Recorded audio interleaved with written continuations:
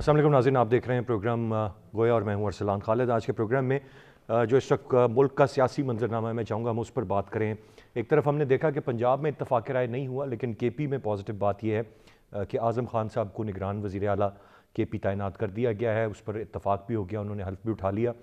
दूसरी जानब इस वक्त मुल्क की सियासत में जहाँ पाकिस्तान तहरीक इंसाफ जल्द अज जल्द इंतखाबात मांग रही है, 2 असम्बलियों में तो इंतखाबात डेफिनेटली मिलेंगे और होने भी जा रहे हैं, लेकिन इसके साथ साथ वो मरकज़ की हद तक भी आम इंतखाबात का मुतालबा कर रहे हैं। उनका ये कहना है कि 64% नशिस्तें खाली हो चुकी हैं। दूसरी जानिब इन खदशात का भी इज़हार किया जा रहा है कि कहीं इमरान खान साहब को गिरफ़्तार ना कर लिया जाए, और वो खूनी इनकलाब की भी एक बात करते हैं। यहाँ तक भी असद कैसर जो साबिक स्पीकर कौमी असम्बली हैं, उनका ये कहना है कि मुल्क खूनी इनकलाब की तरफ बढ़ रहा है। इमरान खान साहब को जेल भेजा गया तो वो ये कहते हैं कि बुशरा बीबी इस सारे मामले को लीड करेंगी, इस इनकलाब को जिसका वो जिक्र कर रहे हैं। तो किसी ना किसी सतह पर ये खदशात भी उनको हैं कि इमरान खान साहब कहीं जेल ना चले जाएँ। मुख्तलिफ मामलात, मुख्तलिफ तलबियाँ, केसेस उन पर इस वक्त यकीनन चल रहे हैं। इस वक्त एक गैर यकीनी की सूरत हाल है। मईशत, IMF के पास जाना, सख्त शराइत का मानना, ये तमाम तर चीज़ें अपनी जगह पर हैं। मज़ीद अगर कहा जाए कि बिजली या गैस की जो कीमतें हैं उनमें मज़ीद इजाफ़ा आने वाले दिनों में होना है, मज़ीद सख्त शराइत हैं, एक आम आदमी के लिए मज़ीद मुश्किलात होनी है।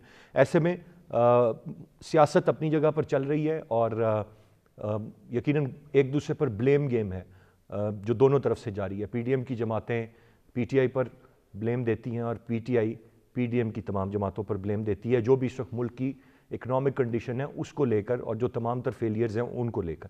लेकिन as a matter of fact इस वक्त मसाइल एक आम आदमी के लिए हैं और मुल्क की जो हालत है इस वक्त वो एक सवालिया निशान है। मैं चाहूँगा तफसील से इस मामले पर हम बात करें। गेस्ट पार्टिसिपेंट्स का तारुफ कराता चलूँ। प्रोग्राम में हमें ज्वाइन कर रहे हैं अजीम चौधरी साहब, सीनियर तज्जियाकार हैं। उनके साथ साथ डॉक्टर नाज़िर महमूद साहब मेरे साथ स्टूडियो में मौजूद हैं, और फ़ारूक आदिल साहब जो कि सीनियर तज्जियाकार हैं, हमें प्रोग्राम में ज्वाइन कर रहे हैं। मैं गुफ्तगू का आगाज़ फ़ारूक आदिल साहब से करूँगा। फ़ारूक आदिल साहब, किस तरह से देखते हैं इस वक्त आप कि 2 असम्बलियाँ तहलील हुई, KP में इत्तफाक हो गया, पंजाब में इत्तफाक नहीं है, फिर ये भी नहीं चाहते कि इलेक्शन कमीशन जो है वो हतमी नाम अनाउंस करे, बल्कि वो कहते हैं कि ऐसे मामले पर हम सुप्रीम कोर्ट जाएंगे। अच्छा, ये आपने दुरुस्त नुक्ता पकड़ा कि पंजाब में अगर वो इलेक्शन कमीशन के किरदार को तस्लीम नहीं करते और सुप्रीम कोर्ट जाना चाहते हैं तो इसका मतलब क्या है? इसका मतलब ये है कि वो इलेक्शन नहीं चाहते। लेकिन और अगर उन्हें इलेक्शन चाहिए और इलेक्शन दरकार है तो फिर उन्हें इलेक्शन कमीशन का फ़ैसला भी तस्लीम करना पड़ेगा। तो यहाँ पाकिस्तान तहरीक इंसाफ हो या उनके इत्तेहादी परवेज़ इलाही साहब, काफ लीग के जो पंजाब के सरबराह हैं और जिन्हें चौधरी शुजात हुसैन साहब ने शो कॉज नोटिस जारी किया है कि वो पार्टी पॉलिसी की मुखालफत में जा रहे हैं वो भी इलेक्शन के सिलसिले में संजीदा नहीं हैं। तो पहले तो इस सिलसिले में PTI को अपनी सफ़े दुरुस्त करनी है और कोई रास्ता इख्तियार करना है। जो आप बात कर रहे हैं खैबर पख्तूनख्वा की, खैबर पख्तूनख्वा में एक तवील अरसे के बाद वो हम आहंगी नज़र आई है जो 1985 में देखने में आई थी। 1985 में जब जनरल ज़ियाउल हक का जबर जो है उसकी जंजीरें ज़रा नरम पड़ी और इलेक्शन हो गए, और इलेक्शन के बाद जो है सेनेट के इंतखाब हुए, तो पाकिस्तान का वाहिद सूबा खैबर पख्तूनख्वा था जिसमें वहाँ की सियासी जमातें तो उस वक्त कलअदम थी, लेकिन जो सियासी ग्रुप थे ज़ाहिर है कि उनकी वाबस्तगी वाज़ेह थी कि कौन किस तरफ है। सियासी जमातों ने इत्तेफाक राय से असम्बली के अंदर अपनी स्ट्रेंथ के मुताबिक उम्मीदवार खड़े किए। तो उस वक्त शायद हर असम्बली से 18 सेनेटर मुंतखब होते थे, तो 18 ही उम्मीदवार मैदान में आए और वो बिला मुकाबला मुंतखब हो गए। नतीजा ये निकला कि ना वो ख़रीदो फरोख्त का बाज़ार गर्म हुआ, ना वो बदसूरत मनाज़र नज़र आए जो नया पाकिस्तान कायम होने के बाद खैबर पख्तूनख्वा असम्बली में हमें नज़र आते रहे, और ख़रीदो फरोख्त का बाज़ार जो है वो गर्म हुआ। यूँ कहिए कि कई बरस के बाद, 30, 35, 40 बरस के बाद खैबर पख्तूनख्वा अपनी असल रिवायत की तरफ पलट गया है, और रिवायत की तरफ पलटाने में जहाँ हिज़्ब इख्तिलाफ़ का किरदार है, उतना ही बल्कि उससे कहीं ज़्यादा جو کردار ہے وہ پی ٹی آئی کے ان لوگوں کا ہے جو صاحب فکر ہیں یا درد رکھتے ہیں یا وہ سنجیدہ عناصر ہیں. تو ان لوگوں نے یہ کردار ادا کیا اور یہ ایک پیغام دیا کہ اگر چاہیں تو سنجیدگی کے ساتھ اختلافات کو طے بھی کیا جا سکتا ہے اور فیصلے بھی کیے جا سکتے ہیں. یہ پیغام خود پاکستان تحریک انصاف کے لیے بھی ہے, عمران خان صاحب کے لیے بھی ہے, اور پیغام یہ ہے کہ دیکھیے ہم جس راہ پہ چل رہے ہیں اس کے نتیجے میں خرابی ہی خرابی ہے. اور وہ جو آپ جس معیشت کا معاملہ ذکر کر رہے ہیں وہ معیشت کا عدم استحکام بھی ہے. یہی معیشت کا عدم استحکام ہے جس سلسلے میں ہمیں کل پرسوں ایک وارننگ بھی ملی ہے.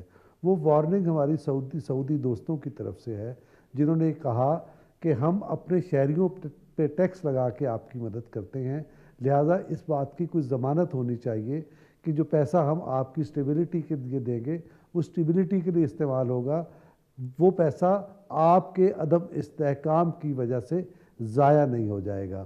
تو یہ جہاں یہ وارننگ جو ہے ان سیاسی قوتوں کے لیے ہے جو پاکستان کے استحکام کے خلاف سرگرمیوں میں مصروف ہیں, اس کے علاوہ پاکستان میں جتنے سٹیک ہولڈرز ہیں اہم اور کم اہم, اسی اہمیت اور کم اہمیت کے اعتبار سے انہیں بھی وارننگ ہے کہ آپ کو اپنے اپنے طور پر اب یہ کردار ادا کرنا ہے تاکہ پاکستان اسٹیبلٹی کی طرف جائے.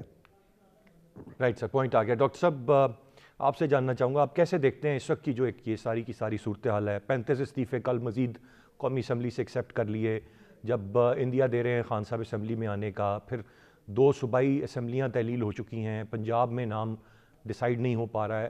بڑی ایک غیر یقینی کی پوری پوری صورتحال ہے جس میں کچھ واضح نہیں ہے کہ ہم کس طرف بڑھ رہے ہیں, ہم نے کیا کرنا ہے, ہماری ڈائریکشن کیا ہے, چاہتے کیا ہیں ہم. صورتحال تو ظاہر ہے بہت خراب ہے اور اس خرابے میں سبھی ذمہ دار ہیں. یعنی کسی ایک جماعت کو, عمران خان کو یا پی ٹی آئی کو صرف ذمہ دار نہیں قرار دیا, گو کہ بڑا رول انہی کا ہے, لیکن ظاہر ہے اس بات پھر پیچھے سے شروع کرنی پڑتی ہے کہ جو عدم اعتماد کی تحریک آئی تھی اپریل میں اور عمران خان کی حکومت کو ہٹایا گیا تھا, یا اس سے پیچھے چلے جائیں تو جو عمران خان پروجیکٹ لائے جن کے نام اب لیے جا رہے ہیں, جنرل باجوہ اور جنرل فیض حمید وغیرہ, تو یہ ان سب کا ملا جلا یہ پروجیکٹ سب نے اس خرابے میں سب نے حسب توفیق حصہ ڈالا ہے اور ملک کو اس نہج پہ پہنچا دیا ہے کہ ہم ایک طرف تو معاشی بحران کا شکار ہیں, دیوالیہ ہم ہوتے ہوتے بچے ہیں, بلکہ ابھی بھی پوری طرح بچے نہیں ہیں, آگے صورتحال کیا جاتی ہے.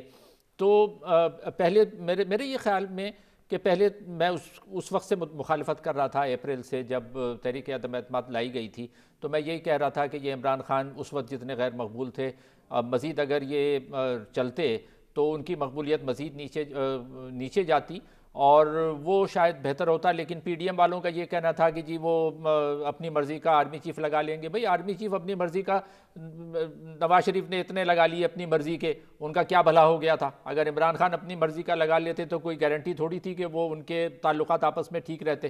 تو یہ بیانیہ مجھے سمجھ میں نہیں آ رہا تھا کہ عمران خان کو قبل از وقت صرف اس بات پہ ہٹایا جائے کہ جی وہ اپنی مرضی کا آرمی چیف لگا رہے تھے. اس میں کوئی دم نہیں تھا اور اس کا نقصان پی ڈی ایم نے بھگتا ہے, نون لیگ نے بھگتا ہے.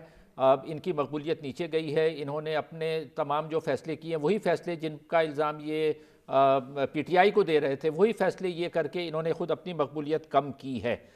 اب اس وقت کہاں ہم کھڑے ہوئے ہیں؟ دیکھیں اس وقت میں یہ سمجھتا ہوں کہ موجودہ حکومت اپنے اقتدار میں رہنے کا جواز کھو چکی ہے. اس لیے کھو چکی ہے کہ دیکھیں پنجاب اور کے پی کو ملا لیں تو یہ تقریباً 70%, پنجاب 50% ہے پاکستان کی آبادی کا, کے پی تقریباً 20% ہے. تو 70% جو آبادی ہے ہماری اس وقت وہ پی ڈی ایم کی حکومت میں نہیں ہے. وہاں سے یہ جیت کر بھی نہیں آ رہے تھے, ضمنی الیکشن وغیرہ ہوئے. سندھ میں ان کی حکومت نہیں ہے, شہباز شریف کی. بلوچستان میں بھی یہی صورتحال ہے. تو اب جب نون لیگ کی کہیں بھی حکومت نہیں ہے تو شہباز شریف کا وزیر اعظم رہنے کا مجھے تو کوئی جواز سمجھ میں نہیں آتا. دوسری بات یہ ہے کہ یہ اگر الیکشن ابھی کروائیں گے, اگر یہ 35 انہوں نے استعفے منظور کر لیے, چلیں اچھا کیا منظور کر لیے, تو اب یہ کیا کریں گے؟ کیا ان پہ دوبارہ الیکشن کروائیں گے؟ اچھا صوبائی اسمبلیوں کے الیکشن آئینی طور پر لازمی ہے کہ 3 مہینے کے اندر کروائے جائیں, تو کے پی اور پنجاب میں تو اپریل تک الیکشن ہونے ہی ہیں. تو اب یہ اگر اس وقت شہباز شریف صاحب یہ فیصلہ نہیں کریں گے کہ جی پورے ملک میں تمام اسمبلیوں میں بیک وقت الیکشن ہو جائیں تو ان کا اپنا زیادہ نقصان ہوگا، کیونکہ ان کو آگے چند ماہ بعد بجٹ بھی آ رہا ہے اور بجٹ بہت خطرناک ہونا ہے، اس میں مزید عوام کی کمر ٹوٹے گی، اور یہ سارے فیصلے موجودہ حکومت کرے گی، شہباز شریف صاحب کریں گے۔ تو اگر یہ چاہتے ہیں کہ جی ہم الیکشن کو اکتوبر میں لے جائیں تو اس سے کسی کا بھلا نہیں ہونا۔ اب جو آخری سوال ہے وہ یہی ہے کہ پیسے کہاں سے آئیں گے؟ اصل چیز یہ ہے کہ جیسے ابھی فاروق عادل صاحب نے بھی کہا کہ سعودی عرب وغیرہ جو ہم مدد کر رہے ہیں وہ مدد کر رہے ہیں اس لیے کہ ہمیں معاشی اسٹیبلٹی آئے۔ اب الیکشن کا جو خرچہ ہے وہ کوئی معمولی خرچہ نہیں ہے، چاروں اگر اسمبلیوں کو بھی ملا لیں اور قومی اسمبلی کو ملا لیں، سارے الیکشن 100 ارب کتنا بہت بڑی رقم ہے۔ لیکن اگر آپ اس کو 6 مہینے آگے بھی بڑھا دیں گے تب بھی وہ رقم تو خرچ کرنی ہے، یعنی یہ تو نہیں ہو سکتا کہ آپ کہیں گے جی پیسے نہیں ہیں تو ہم الیکشن کرواتے ہی نہیں، جو بعض لوگ یہ کہہ رہے ہیں کہ جی اکتوبر میں بھی نہ کروائے جائیں، یہ مسئلے کا حل نہیں ہے۔ آپ کو بے شک دوسرے اخراجات سے پیسے اس میں ڈالنے پڑیں، لیکن وہ پیسے ڈالنے پڑیں گے اور پیسے ڈال کے الیکشن کروانے پڑیں گے۔ تو مجھے تو اس کا واحد حل یہی نظر آ رہا ہے کہ یہ بجائے 35-70 پہ الیکشن کروائیں اور صوبائی اسمبلیوں کے پنجاب اور کے پی کے الگ کروائیں، پھر اگست تک اپنی مدت پوری کریں، بجٹ ایک خراب بجٹ بنائیں، عوام پہ مزید بوجھ ڈالیں، پھر اکتوبر تک اس کو کھینچنے کی کوشش کریں، تو یہ پی ڈی ایم اور نون لیگ مجھے لگتا ہے اس سے بری طرح ہارے گی مزید۔ تو اس کا وے آؤٹ کیا ہے؟ وے آؤٹ مجھے اب اس وقت یہی نظر آ رہا ہے کہ موجودہ حکومت کو اب یہ کہہ دینا چاہیے کہ بھائی ہم نے جو کچھ غلط فیصلے کرنے تھے کر لیے، ہم نے بدنامی بھی بھگت لی، اب ہم کس چیز کا خمیازہ بھگت رہے ہیں؟ 4 سال جو عمران خان نے کیا، اس طریقے سے اگر اب بھی الیکشن میں وہ جائیں گے تو پھر بھی سارا کا سارا بلیم تو نہیں پہ ہی ہے۔ جو بھی ہے یہ اس سے بہتر ہوگا جو بجٹ آنے کے بعد ہوگا۔ بجٹ آنے کے بعد تو یہ میرا خیال ہے اتنی سیٹیں بھی نہیں جیت پائیں گے جتنی شاید یہ اب جیت لیں۔ تو اگر یہ ابھی، میرا یہ خیال ہے کہ اگر یہ ابھی الیکشن کرواتے ہیں تو شاید ان کی پوزیشن بہتر ہو۔ 6 ماہ بعد یہ الیکشن میں جائیں گے، بجٹ کے بعد الیکشن میں جائیں گے تو پی ڈی ایم کا، نون لیگ کا زیادہ نقصان ہے اور پی ٹی آئی کو زیادہ فائدہ ہے۔ پوائنٹ آ گیا جی، ایک بریک کی جانب بڑھنا ہے، بریک سے واپس آ کر میں عظیم چوئی صاحب کی جانب بڑھوں گا، ساتھ رہیے گا۔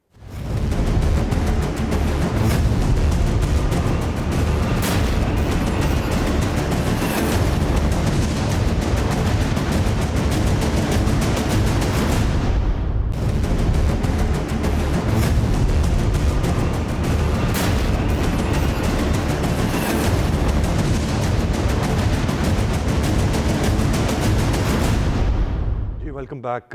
عظیم چوئی صاحب کی جانب میں بڑھوں گا۔ چوئی صاحب کیسے دیکھ رہے ہیں آپ اس وقت کی جو پوری کی پوری یہ ایک انسرٹنٹی کی ایک صورتحال ہے؟ پنجاب میں ابھی تک کیئر ٹیکر سیٹ اپ نہیں آیا، وفاق میں جو اس وقت پی ڈی ایم کر رہی ہے، کس سمت میں ہم بڑھ رہے ہیں ایونچولی؟ اس وقت کیا دیکھ رہے ہیں آپ، معاملات کس طرف جا رہے ہیں؟ مجھے پتہ نہیں آپ کے ساتھ ڈاکٹر صاحب فاروق عادل صاحب کے علاوہ کون مہمان ہے، لیکن میں بہت محظوظ ہوا ان کی گفتگو سے۔ تقریباً 40 برس گزر گئے سیاست کے علم کو سیکھنے کے لیے، اس سے زیادہ غیر متوازن تبصرہ کبھی سننے کو نہیں ملا تھا۔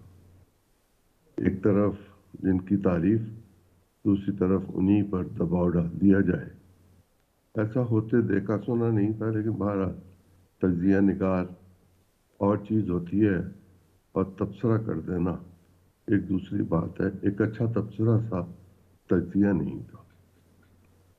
آپ ڈاکٹر ناظر محمود صاحب کے تجزیے پر کہہ رہے ہیں تبصرہ تھا، تجزیہ نہیں تھا، آپ متفق نہیں ہیں اس سے؟ اپنی رائے کا اظہار کیجیے۔ میں اپنی رائے ہی کا اظہار کرنا چاہتا ہوں۔ گزارش یہ ہے کہ پاکستان کی پالیٹکس میں بہت سارے اتار چڑھاؤ ہمیشہ سے ہی آتے رہے ہیں، اور اس کی سب سے بڑی وجہ ہمارے ہاں یہ رہی کہ پہلے دن سے ہم معاشی مشکلات کا شکار تھے۔ جہاں ہم معاشی مشکلات کا شکار تھے وہاں ہم ایک ڈر اور خوف کی فضا میں بھی رہتے تھے۔ ایک طرف ہمیں بھارت کا ڈر اور خوف ہوتا تھا، اور دوسری طرف ہمیں کمیونزم کا ایک خوف ہم پر مسلط کیا گیا ہوا تھا، اور جاتے ہوئے انگریز ہمیں بتا گیا تھا کہ کمیونزم کا جو آپ کو خوف ہے یہ کھا جائے گا، انڈیا شاید آپ کو نہ کھائے۔ لیکن ہم نے یہ دیکھا کہ کمیونزم پھیلانے والے ممالک کو اور کمیونزم کے جو سب سے زیادہ پرستار تھے وہ تو ہمارے ہاتھوں شکست کھا گئے، لیکن ابھی انڈیا ہم سے شکست نہیں کھا سکا۔ انڈیا کا سیاسی نظام ہم سے بہت زیادہ مستحکم ہے۔ روس کے پاس کئی 100 میزائل اور ایٹمی ہتھیار تھے، لیکن اس کو تباہ ہونے میں اور برباد ہونے میں، بکھرنے میں کوئی زیادہ وقت نہیں لگا تھا۔ اس کے پاس فوج بہت بڑی تھی، ہمارے پاس بھی بہت بڑی فوج ہے۔ ان کے پاس جو چیز تھی جو ان کو بچا گئی وہ تھا تیل اور گیس۔ ہمارے پاس جو کچھ ہوا کرتا تھا زراعت کی صورت میں، پھر انڈسٹری کی صورت میں، اور پانی اور نہری نظام کی صورت میں، ریلوے کی صورت میں، ہم نے دن بدن ایسی پالیسیز اختیار کی کہ ہم نے اس کو تباہ و برباد کر دیا۔ ہم نے اپنی فارن پالیسی کی بنیاد رکھی کہ جو ہمیں پیسے دے گا اور ہماری حفاظت کا ذمہ لے گا ہم اس گروپ میں چلے جائیں گے۔ ہم چین کے ساتھ سفارتی تعلقات رکھتے ہوئے سیٹو سینٹر اور بغداد پیکٹ کا حصہ بن گئے۔ چل اس وقت کے لوگوں کی مرضی تھی، لیکن بھگتتی تو آنے والی قومیں ہیں۔ آج جو ہم کرنے جائیں گے وہ آج سے 20-30 سال بعد والے لوگ بھگتیں گے، کل والے بھی نہیں بھگتیں گے۔ کل والے تو ہمارے ساتھ ساتھ اس تکلیف کو برداشت کرنے کی عادی ہو جائیں گے۔ پاکستان کی پالیٹکس کا یہ پہلو کہ ایک شخص یا ایک حکومت یا ایک جماعت یہ کہہ رہی ہو کہ میں کسی کی بات نہیں ماننا چاہتا، نہ میں پاکستان کی عدلیہ کی بات ماننا چاہتا ہوں، نہ میں پاکستان کی مقننہ کی بات ماننا چاہتا ہوں، نہ میں پاکستان کے لوگوں کی بات ماننا چاہتا ہوں، نہ میں پاکستان کی فوج کی بات ماننا چاہتا ہوں۔ میں جو چاہوں، میں جو کروں، ان سب کو چاہیے کہ اس پر عمل کریں اور سرب سجود ہو جائے۔ پالیٹکس میں سرب سجود نہیں ہوا کرتے۔ پالیٹکس میں مشورہ ہوتا ہے، مشاورت ہوتی ہے، اختلاف رائے کو برداشت کیا جاتا ہے، اپنی رائے سے پیچھے ہٹا جاتا ہے، معاملات کو طے کرتے وقت کچھ آگے اور پیچھے کے معاملات کو دیکھے جاتے ہیں، کچھ بین الاقوامی تقاضے ہوتے ہیں، کچھ ملک کی معیشت ہوتی ہے، کچھ لوگوں کے پرابلمز ہوتے ہیں، ایک پوری کی پوری ٹوکری ہوتی ہے جس کو یا مسائل میں بدل دیا جاتا ہے یا اس کے لیے حل تلاش کیا جاتا ہے۔ اگر پاکستان کے صاحب مسائل ابھی کا کہاں حل ہم کھڑے ہیں، اور ابھی جو میں نے غیر یقینی صورتحال کی بات کی، جو ہر کوئی سوال کر رہا ہے الیکشن ہونے ہیں نہیں ہونے ہیں، جنرل الیکشنز ہونے ہیں نہیں ہونے ہیں، یہ سر اس پر ذرا ایک کامنٹ کر دیں، اس کو کیسے آپ دیکھ رہے ہیں؟ اگر میں آج کے معاملات کو دیکھوں اور یہ سمجھوں کہ یہ جو ایک ٹوکری ہمارے سامنے کھڑی ہے اس کو میں نظر انداز کر دوں اور میں وطن بھی بچا لوں اور پالیٹکس بھی بچا لوں تو یہ بچ نہیں سکتا۔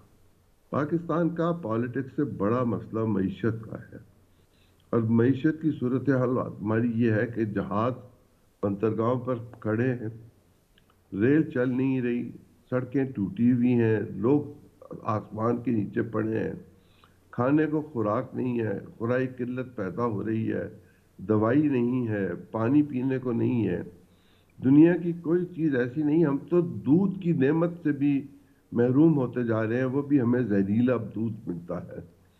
ہمارے پاس تو کچھ بھی نہیں، نہ نظام ہے نہ نظام چلانے والے ہیں، اور یہ کسی ایک پولیٹیکل پارٹی کی وجہ سے نہیں ہے، یہ ہمارے معاشرے کا ایک مزاج ہے۔ رائٹ سر، اس معاشرے کے مزاج کو بدلنے کے لیے الیکشن راہ نہیں ہے فی الحال۔ رائٹ پوائنٹ ہے۔ میں فاروق قادر صاحب آپ سے جاننا چاہوں گا، جو انقلاب کی یہ باتیں شروع ہو گئی ہیں اور خونی انقلاب کی باتیں شروع ہو گئی ہیں اور پھر بشرا بی بی کے لیڈ کرنے کی باتیں، آپ کسی انقلاب یا کسی خونی انقلاب کی طرف ملک کو بڑھتا ہوا دیکھ رہے ہیں ساری صورتحال؟ دیکھیں، میں پاکستان تحریک انصاف اور اس کے قائد کو فرسٹریشن کی طرف بڑھتا ہوا دیکھ رہا ہوں۔ یہ باتیں کسی کی فرسٹریشن کی علامت ہیں۔ میں نے آپ سے عرض کیا تھا، آپ نے اس پہ توجہ نہیں دی، جو سعودی وزیر خزانہ کی طرف سے بات کہی گئی ہے وہ انہی باتوں کو پیش نظر رکھ کر کہی گئی ہے، اور پاکستان سے کہا گیا ہے کہ جو کر سکتے ہیں انہیں یہ بتایا گیا ہے کہ اب آپ ایب نارمیلٹی سے نکلیے اور زندگی کی طرف لوٹیے، اور زندگی کی طرف لوٹنے کا طریقہ یہ نہیں ہے کہ آپ ریاست کو دھمکی دیں کہ اس ملک میں خونی انقلاب آنے والا ہے، اور ہم ریاست، جیسے ابھی عظیم چودھری صاحب نے کہا کہ ہم نہ سپریم کورٹ کو مانتے ہیں، نہ مقننہ کو مانتے ہیں، نہ کسی اور ادارے کو مانتے ہیں، ہم اس چیز کو مانتے ہیں جو ہمارے مفاد میں ہے یا جو ہم نے اپنی زبان سے کہی ہے۔ اور ایک پہلو اس کا یہ ہے، دوسرا پہلو یہ ہے کہ ہم ہر آئے لمحے کسی نئے تجربے کی طرف جاتے ہیں۔ مثلاً ابھی جیسے ڈاکٹر ناظر محمود صاحب نے فرمایا کہ ہمیں فوری طور پہ الیکشن کی طرف جانا ہے، یہ بات بالکل درست ہے کہ کوئی الیکشن ٹالا نہیں جا سکتا، نہ ٹالا جانا چاہیے کسی جمہوری ریاست میں، لیکن الیکشن جو ہے کسی مقصد کے حصول کا ذریعہ ہے، مقصد نہیں ہے۔ تو الیکشن کو ہم اس وقت تک مؤخر رکھیں جب تک ہمیں آئین کہتا ہے، جو اس کی ٹرم ہے، اگر اگست ہے تو اگست ہے، اگر اکتوبر ہے تو اکتوبر ہے، جو بھی ہے۔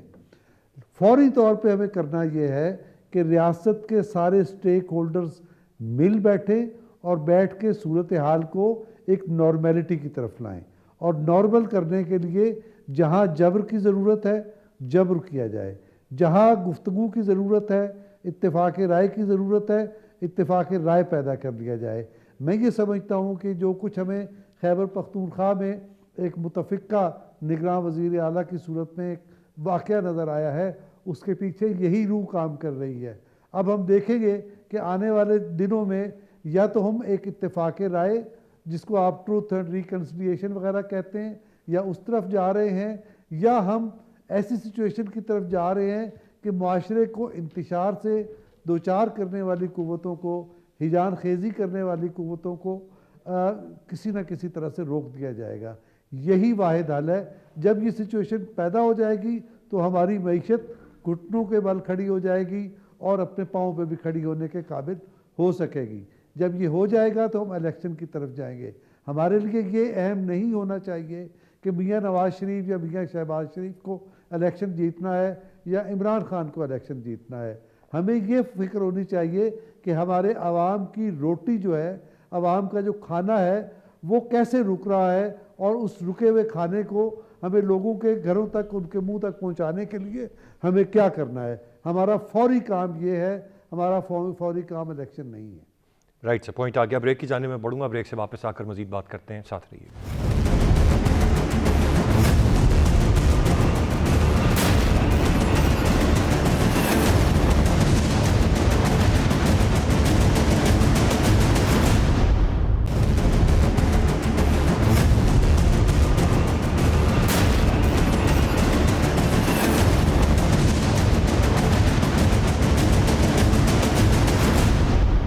Welcome back.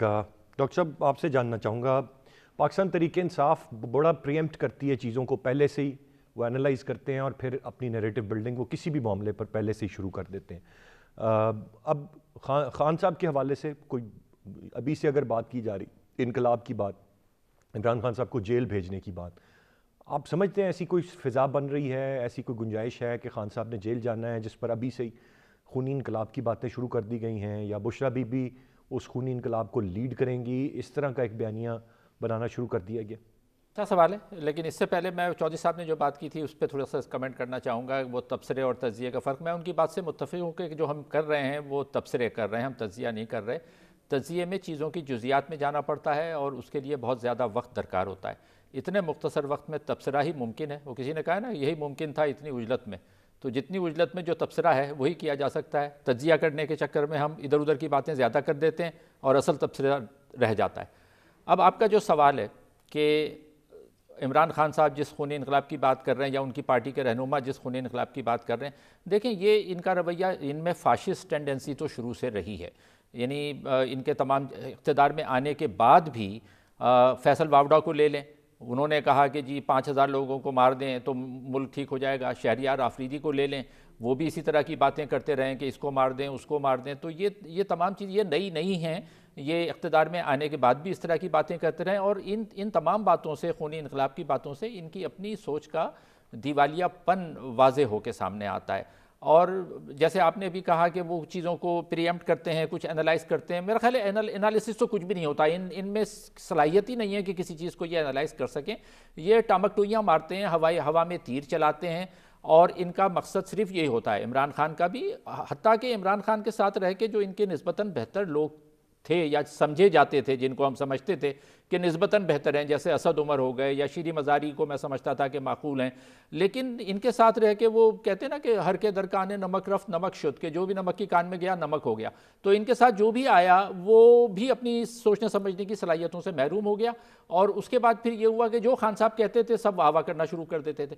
اب انہوں نے خونی انقلاب کا نعرہ لگا دیا ہے. یعنی یہ نہیں سوچ رہے، ابھی مجھ سے پہلے جو تبصرہ کرنے والے تھے انہوں نے بھی یہی کہا کہ اس وقت ملک کو ایک استحکام کی ضرورت ہے. ان کا عمران خان کا پورا رویہ جو ہے وہ شروع سے غیر آئی، جب یہ اقتدار میں تھے اس وقت بھی غیر آئی نہیں رہا. جس طرح کی قانون سازی یہ جس طرح صدارتی آرڈیننس کے ذریعے کرتے رہے وہ غیر آئینی تھا، اور اب بھی یہ جس راستے پہ چل رہے ہیں یہ انتہائی غیر آئینی ہے.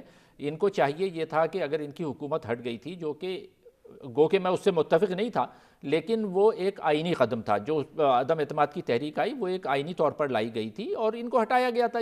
ان کو یہ تسلیم کر لینا چاہیے تھا کہ یہ ہو چکا ہے، لیکن یہ لوگ تسلیم نہیں کرتے. اچھا، کہیں پر ہم نے یہ بھی دیکھا ہے کہ جو اس وقت حکمران ہیں وہ بھی تسلیم نہیں کرتے. جیسے اب پرویز الہی کی حکومت تھی، بھائی اس کو چلنے دیتے، ہم تحریک عدم اعتماد لائیں گے، یہ کریں گے، ساری کہانی. تو اب یہ بشرا بی بی، میں نہیں سمجھتا کہ ان میں اتنی صلاحیت ہے کہ وہ اس طرح کی کسی قیادت، یہ کلثوم نواز نہیں ہیں، یہ بے نظیر بھٹو نہیں ہیں. انہوں نے ملک کو نقصان زیادہ پہنچایا ہے.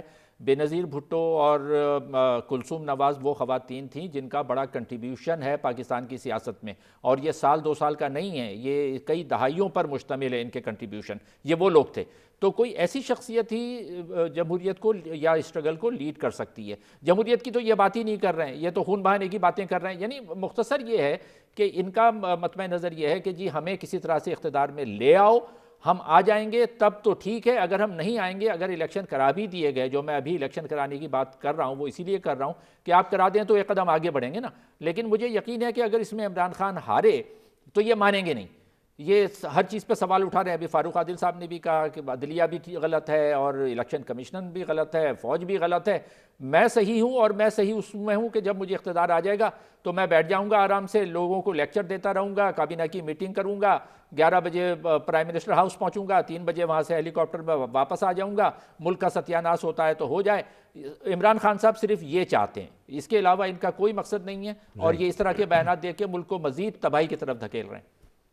عظیم چوئی صاحب، کوئی گنجائش دیکھ رہے ہیں آپ، چاہے وہ عمران خان لیڈ بائی عمران خان ہو یا lead by anyone else ہو، کوئی ملک خونی انقلاب کی طرف بڑھ رہا ہے؟ کوئی ایسی گنجائش ہے یا کچھ اس طرح کا معاملہ ہوتا نظر آ رہا ہے؟ ایسی کوئی صورت پیدا ہوگی نہیں انشاءاللہ تعالی. اس کے 2-3 وجوہات ہیں. ایک وجہ تو یہ ہے کہ ابھی بھی ہم زراعت پر انحصار کافی حد تک کرتے ہیں. جو کمی ہوگی اس کو پورا کر لیا جائے گا تو لوگوں کے پاس کھانے کے لیے موجود ہوگا. باقی رہ گیا تیل، ہم سرسوں پہ زندگی گزارا کرتے تھے، ہم سرسوں پہ واپس چلے جائیں گے. ہمارے پاس اب تو زیتون بھی موجود ہے، ہم اس کو بھی استعمال کر لیں گے. اگر ہم چاکلیٹ نہیں کھائیں گے تو کوئی فرق نہیں پڑے گا. اگر ہم کتوں کا کھانا باہر سے نہیں منگوائیں گے تو کوئی فرق نہیں پڑے گا. ہاں، اس بات سے ضرور فرق پڑے گا کہ پاکستان کے پاس اگر خزانہ بالکل خالی ہو گیا تو ہمارا جہاز نہیں اڑ سکے گا، ہماری مین پاور نہیں جا سکے گی، اور اس کے لیے ہمیں انتظام کرنا ہوگا. اور میں یہ رائے رکھتا ہوں، کنسیڈرڈ اوپینین رکھتا ہوں، کہ پاکستان کے انتخاب کو قومی اسمبلی کے ذریعے 1 سال جو آئینی طور پر ممکن ہے مؤخر کیا جائے، اور یہ انتخاب اگلے سال سپٹمبر اکتوبر میں ہو. آپ کیا مطلب یہ صوبائی اسمبلیوں پہ بھی کیا ابھی انتخابات نہ ہوں، یا آپ جنرل الیکشنز کی بات کر رہے ہیں؟ انتخابات جب تک مردم شماری نہیں ہوگی ہوں گے ہی نہیں. اور پرویز الہی صاحب انشاءاللہ سپریم کورٹ جائیں گے، وہاں سے بھی جو بھی فیصلہ آئے گا، اس فیصلے کے بعد اور بہت ساری چیزیں ہوتی ہیں. میں کچھ چیزوں کو جانتا ہوں. الیکشن کو ڈیلے کرنا کوئی معاملہ نہیں ہوتا، اور اگر ریاست کا وجود ہی خطرے میں پڑ رہا ہو اور ایمرجنسی لگ گئی ہو تو بنیادی حقوق معطل ہو جاتے ہیں. لیکن اس وقت ایک جماعت کا تو پورا زور آپ کو پتہ ہے وہ صرف اور صرف الیکشنز پر ہے. کس طرح سے آپ اس ایک پاپولر وائس کو کس طرح سے روکیں گے، دبائیں گے، سمجھائیں گے؟ سوشل میڈیا کے ذریعے ہے. سوشل میڈیا کے ذریعے ہے वो सोशल मीडिया के ज़रिए अपना इनकलाब बर्पा किए रखें, कोई फ़र्क नहीं पड़ेगा। और जिस वक्त हुकूमतें बड़े फैसले करती हैं तो फिर वो बड़े फैसलों पर अमल दरामद कराने के तरीक़ों को पहले ज़ेर बहस लाती हैं। फारूक आदिल साहब कुछ कहना चाह रहे थे, कमेंट उनकी तरफ से अगर जी मैं ये अर्ज़ करना चाह रहा हूँ, एक तो जो अभी एक नक्शा पेश किया चौधरी साहब ने कि हम गुजारा कर सकते हैं, उस पर जब हम एटमी धमाका कर रहे थे तो उस तरफ पाबंदियों की और इस तरह की बातें आ रही थी, तो उस मौके पर एक गुफ्तगू में मुजीबुर रहमान शामी साहब ने बड़ा कमाल का जुमला कहा। उन्होंने कहा कि अगर पाबंदियाँ लग जाएंगी तो हम सूखी रोटी खा लेंगे, ठंडा पानी पी लेंगे। तो ये जो चौधरी साहब ने मंजर पेश किया है, कौमों पर ऐसा वक्त जब आता है तो कौमें एतमाद के साथ ऐसे काम कर गुजरती हैं और ऐसी कुव्वतें जो मसाइल पैदा करती हैं, जैसे इस वक्त पीटीआई मसाइल पैदा कर रही है, कौम फिर उनके साथ खुद निमट लेती है। राइट सर, पॉइंट आ गया, मैं हम ये रनिंग कहना आउट ऑफ टाइम। बहुत शुक्रिया तीनों रिस्पेक्टेबल गेस्ट का। आज के प्रोग्राम से इतनी। अरसलान खालिद को इजाज़त दीजिए, अल्लाह ने की बात।